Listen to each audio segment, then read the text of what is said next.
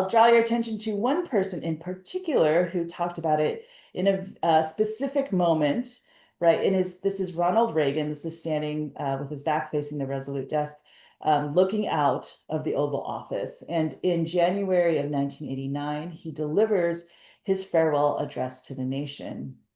And he describes the shining city on a hill.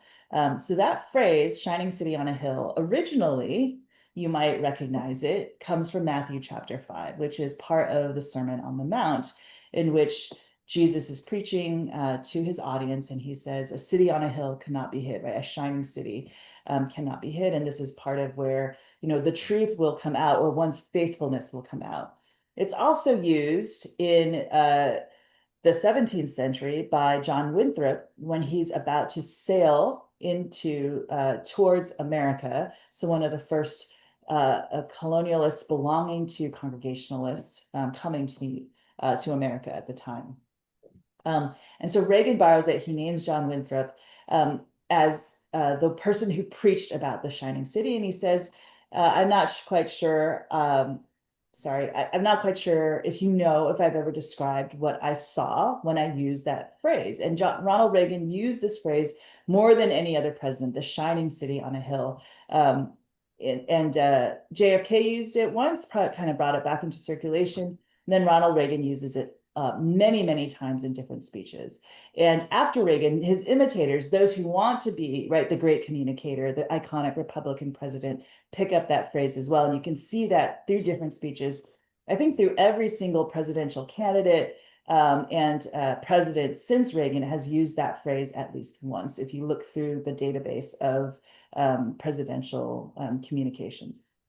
Anyways, what Reagan describes is very interesting in his speech. And he says, I'm going to describe now what I saw when I say the shining city on a hill. And he basically says, I see a city with strong foundations that is God-blessed and windswept. It's tried and true, right? It's shining with a brilliant radiance, and its ports are humming with commerce. And within the city, there's a bustling of people of all kinds. And if there had to be walls and doors, the doors would be open to anyone with the will and the heart to get there.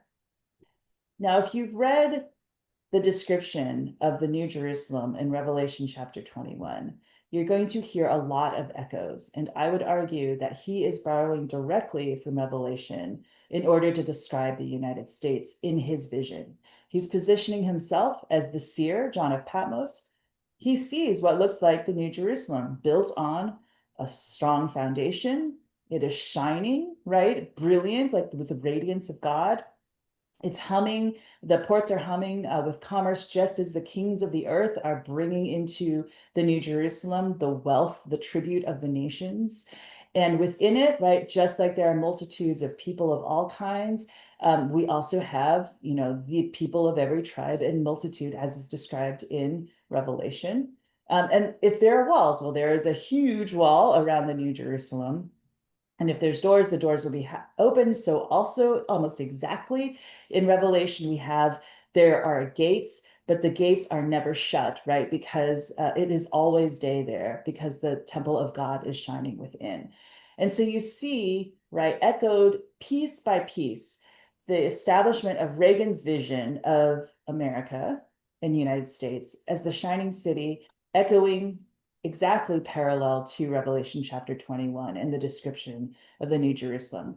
What's really interesting is that what Reagan is talking about at that moment is immigration, right? He's saying anyone with the will and the heart to get there can enter, right? And he says, I saw it then and I see it still, right? Shining as a beacon to all the people hurtling through the darkness, right? In this kind of coming towards their last refuge, right?